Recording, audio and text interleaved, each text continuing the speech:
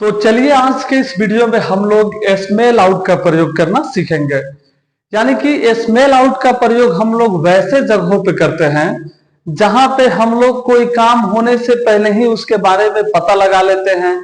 यानी कि किसी काम को होने से पहले ही हम लोग अनुमान लगा लेते हैं, महसूस कर लेते हैं, तो वहां पे हम लोग स्मेल आउट का प्रयोग करते हैं। इसका मतलब होता है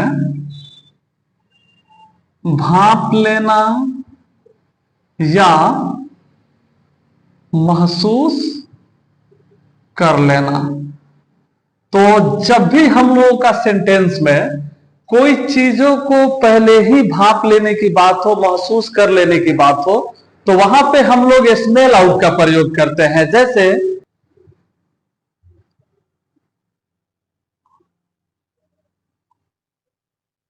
मैं हमेशा उसकी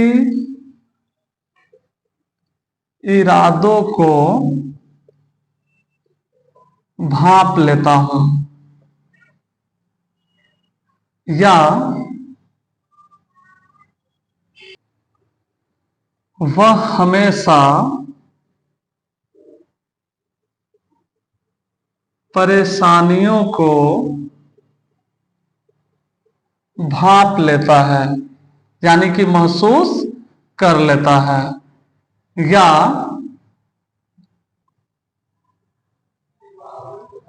कुत्ते खतरों को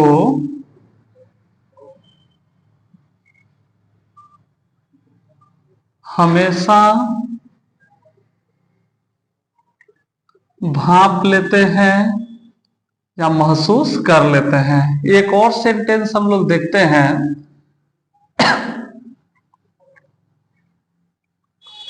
वे लोग पहले ही खतरे को महसूस कर लेते हैं। तो देखिए इस प्रकार का जो सेंटेंस आएगा तो उसके लिए हम लोग स्मेल आउट का प्रयोग करेंगे। और ये जो हमारा सभी सेंटेंस है सिंपल प्रेजेंट टेंस का है, तो उसके लिए हम लोग सब्जेक्ट के साथ V1 या V5 का प्रयोग करेंगे और ऑब्जेक्ट का प्रयोग करेंगे। तो देखिए इन सभी वाक्यों को हम लोग बारी बारी से बना के देखते हैं कि इसका अंग्रेजी में कैसे अनुवाद होगा।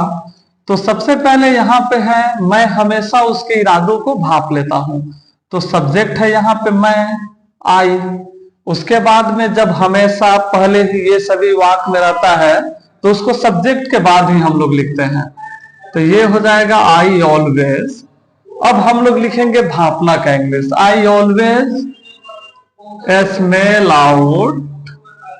अब क्या भापना है, तो उसकी इरादों को, तो I always smell out his intention. देखिए इसके बाद है वह हमेशा परेशानियों को भाप लेता है, तो यहां पे हम लोगों का सब्जेक्ट है ही always smell out the problems, यानी कि परेशानी का हो गया प्रॉब्लम्स। कुत्ते खतरे को हमेशा भाप लेते हैं, तो देखिए कुत्ते का इंग्लिश सबसे पहले हम लोग लिख देंगे the dog always smell out the dangers, यानी कुत्ते हमेशा खतरों को भाप लेते हैं। या वे लोग पहले ही खतरे को महसूस कर लेते हैं, तो यहां पे दे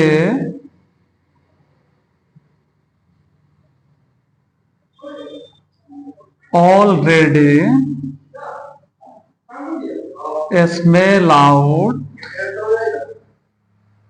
द डेंजर्स।